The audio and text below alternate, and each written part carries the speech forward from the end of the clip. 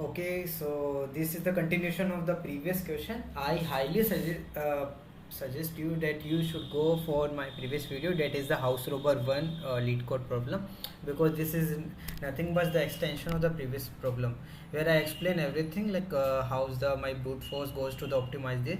So I think you should go for this. Okay, so like I assume that you have to see that video because that is not long video where I explain every concept very clearly. So I come to this question. What is this given in this question there?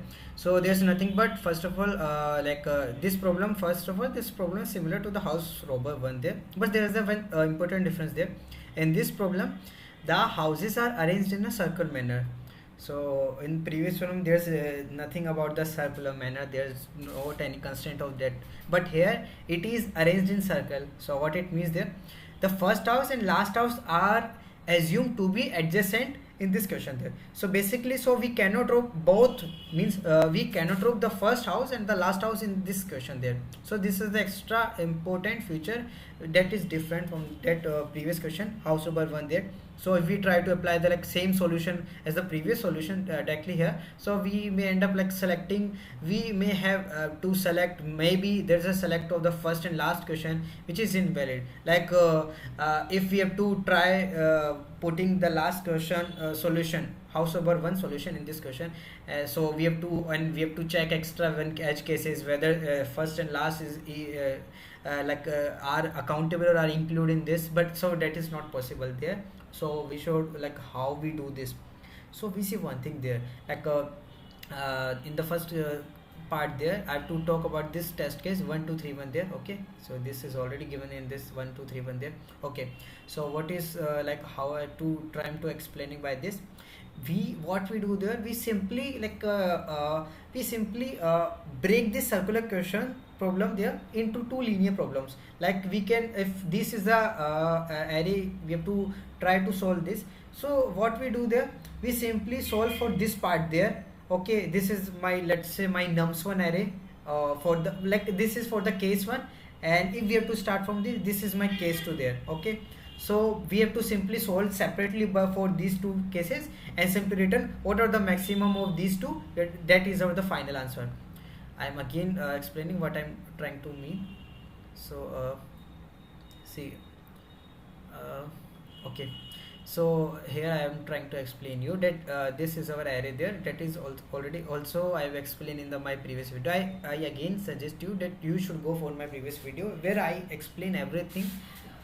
So if we have to solve for this test case separately and this test case separately, so what it means, so here it let's say we have to call this num1 as, this is 1, wait a second, 1 2 there's a 3. Okay, so there's we have to solve for this num1, and similarly we have to solve for this is the 2, this is a 3 and the 1.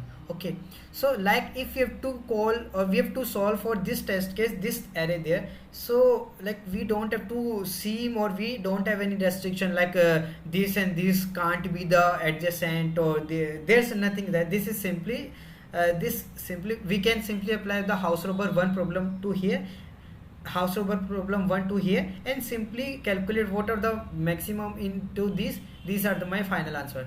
So this is the main intuition to this question. So again I say you should know the exactly what I do in the house robber 1, then only you have to you should come for this house robber 2.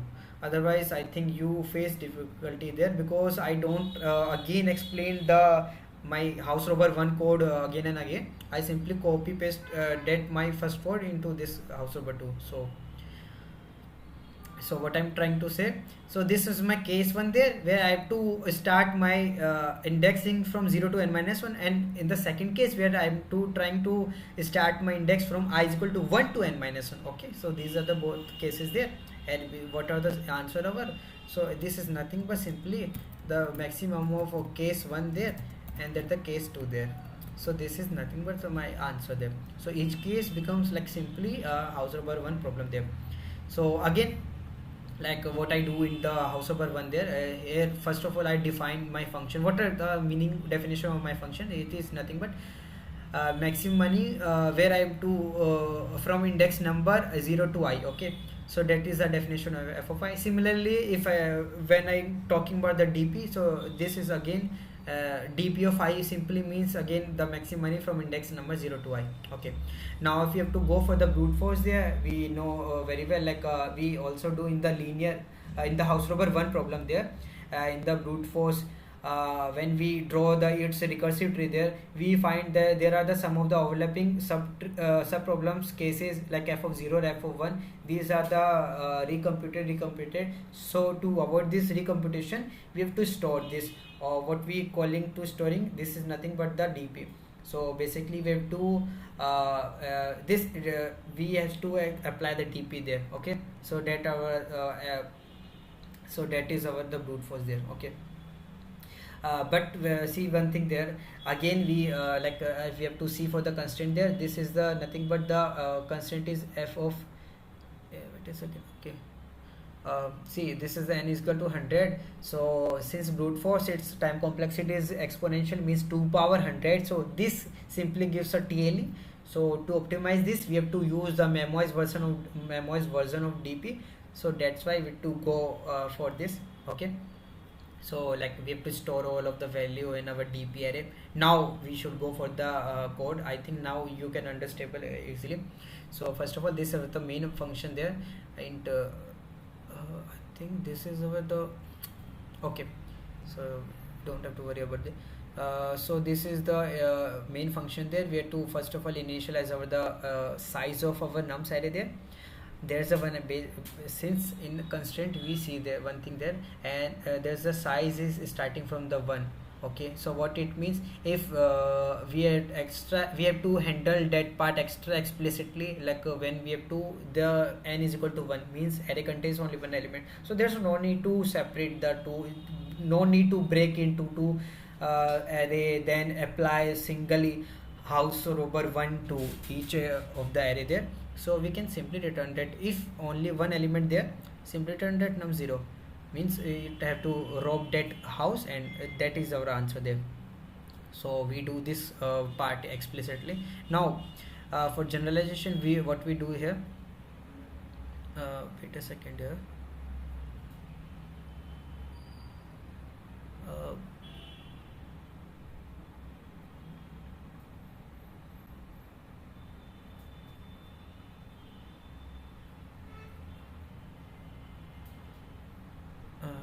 I think wait a second.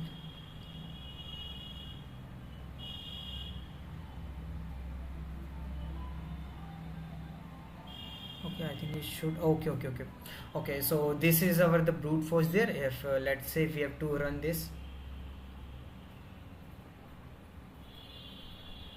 it gives us, it is accepted, but we don't have to we know very well, like this is the sims brute force. Here we do simply recursion, we don't use any dp, so we know that it gives a TLE. So go for that dp part there. Wait a second, okay, so like how we have to continue that part.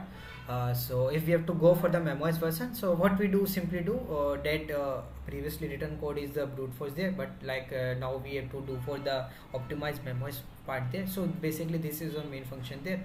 We simply do one this explicitly call for the, if we have to given the single element there. So like after it, first of all, after handling this, we make two cases there. Case 1 there, we have to solve for the starting from the starting to n minus 2 there, and in the other condition there, we have to start from the begin plus 1 to the nums end there. So this is 0 to n minus 1, and this is nothing but the from 1 to n minus 1. Okay, so like after it, we have to return, this is the rob linear is nothing but the house robber 1 part there, where we use simply the previous code of my. So there's to answer for the house robber 1 or for case 1 there, and for case 2, and what are the maximum, it is our the final answer there. What's the code of the linear there? So say it is already like initialization, then use the dp vector, then call for the solve function, and the solve function there pass the index there, nums vector, dp vector there, and there's a base case when index is less than equal to this, I nothing but the index there. So if index is goes beyond the 0, we simply return 0 there. Check for the is any kind of the non-overlapping case is there. Two conditions are met there, take condition, non-take condition, and simply return what are the maximum value there, return that DPI value. So this is our optimized case there. And like again we have to talk for the time complexity. Complexity is nothing but the of n. Okay, like actually it is like of n for this test case, of n for this test case, but approximately we can say like of 2n is nothing but the of n. So that's why I don't have to write explicitly of 2n there, we simply write the of n there. And like again since this is accepting, we can further optimize this and by using the bottom up DP, means simple tabulation, then again it by space optimize, but I don't go for this. Like for the simple interview purposes, this is enough memoirs version. So okay, so thank you.